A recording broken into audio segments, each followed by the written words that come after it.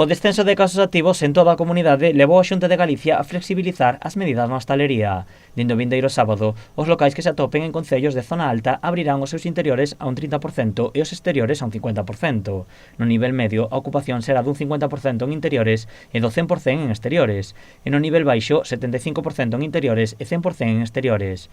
O sector hostaleiro mostrase satisfeito con estas melloras. Porque entendemos que isto que ten que pasar, que nos deixen traballar e que entendendo que os nosos espazos son espazos seguros, nos que hai distancias, nos que a xente nos interiores aguarda mascarillas todo o momento de comer, no que nos exteriores temos unhas distancias de seguridade que sabemos que non vai haber contaxios, temos que poder traballar. Somos unha zona, son espazos seguros, somos espazos nos que a xente non se contaxia e sobre todo somos esa solución para evitar esas reunións privadas que sabemos que é onde máis surden os brotes.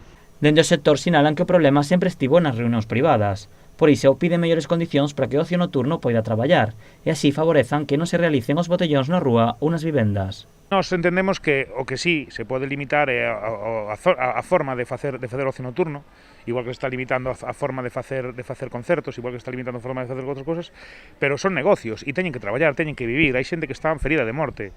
Temos que empezar a pensar que todos somos hostelería, todos somos parte desto e todos somos parte da solución. Non somos a solución, pero sí somos parte dela.